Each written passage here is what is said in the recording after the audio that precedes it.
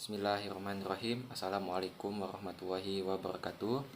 Perkenalkan, nama saya Dwiki Bagaskara. Saya mahasiswa Universitas Muhammadiyah Pontianak Kampus Sintang, semester 7, jurusan Kesehatan Masyarakat Epidemiologi. Jadi pada kesempatan kali ini saya ingin membuat video ceramah tentang keutamaan sholat. Pertama-tama, marilah kita panjatkan puji syukur kepada Allah Subhanahu wa Ta'ala yang telah melimpahkan rahmat serta hidayahnya sehingga kita semua selalu sehat dalam perlindungannya. Tidak lupa salawat serta salam semoga tercurahkan kepada baginda Nabi Muhammad SAW. Pada kesempatan kali ini, izinkan saya menyampaikan sedikit materi yang berkaitan dengan sholat. Salat merupakan kewajiban bagi pemeluk agama Islam. Rasulullah Shallallahu Alaihi Wasallam bersabda, "Salat itu seperti sebuah tiang di dalam agama." Hal ini dapat diibaratkan seperti sebuah rumah. Jika tidak mempunyai tiang maupun tembok sebagai penyangganya, maka rumah itu pasti akan roboh dan tidak dapat berdiri. Mengingat betapa pentingnya salat, maka orang yang sedang sakit pun tetap diwajibkan untuk melaksanakan sholat. Apabila tidak mampu berdiri, bisa sembari duduk atau tiduran sesuai dengan ketentuan yang telah diatur.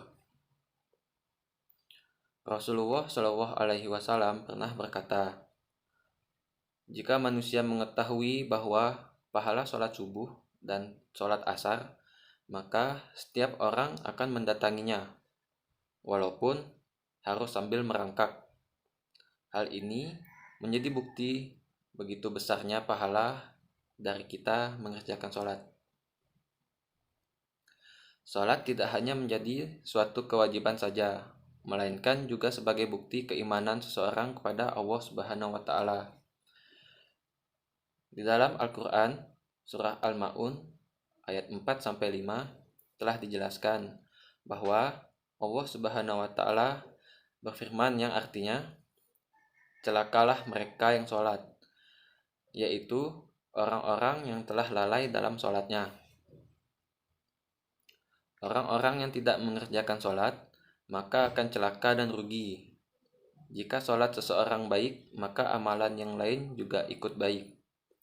Namun, apabila sholatnya buruk, maka amalan lainnya juga menjadi buruk. Sholat sebaiknya dilaksanakan tepat waktu, secara khusyuk, dan pada saat berkumandang azan, bersegeralah untuk pergi ke masjid. Namun, khusus perempuan lebih diutamakan sholat di rumah.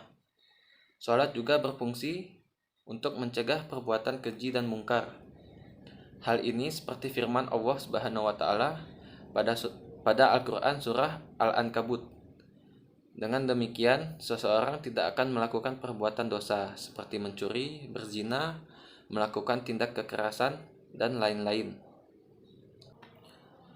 Sholat mempunyai kedudukan yang tak dapat ditandingi oleh ibadah-ibadah yang lain. Ada banyak kutipan ayat-ayat Al-Quran mengenai keutamaan sholat. Beberapa di antaranya adalah pada Al-Quran surah Thaha ayat ke-20 yang artinya, "Dan diperintahkanlah kepada keluargamu untuk mendirikan sholat dan bersabarlah kamu dalam mengerjakannya." Sholat sangat bermanfaat bagi kehidupan umat manusia, baik secara individual maupun secara kemasyarakatan. Dalam hal ini, Allah menjanjikan bahwa sholat dapat menjauhkan manusia dari perbuatan-perbuatan yang tidak manusiawi. Hal ini sudah dijelaskan dalam Al-Quran surah Al-Ankabut ayat ke-29 yang artinya, "Dan dirikanlah sholat karena sesungguhnya sholat dapat mencegah dari perbuatan-perbuatan keji dan mungkar." Memakmurkan masjid dengan sholat berjamaah juga salah satu program yang dapat efektif untuk meredam gejolak negatif di kalangan masyarakat. Jika kita mampu memakmurkan masjid dengan sholat berjamaah, maka kedamaian dan lingkungan kondusif pun pasti dapat terkondisikan dengan sendirinya. Maka marilah kita bersama-sama meningkatkan ketakwaan dan membangun masyarakat yang islami dan bermoral mulia, berakhlakul karimah, dan berkerukunan serta berkesatuan melalui penggalakan sholat berjamaah di masjid-masjid maupun musola-musola dan dimanapun tempat yang selayaknya kita mengagungkan asma Allah. Marilah bersama-sama kita tegakkan agama Allah agar kita memperoleh keselamatan dan kesejahteraan di sepanjang usia umat manusia.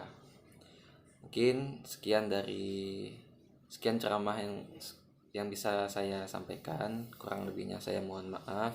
Billahi taufiq wal hidayah. Assalamualaikum warahmatullahi wabarakatuh.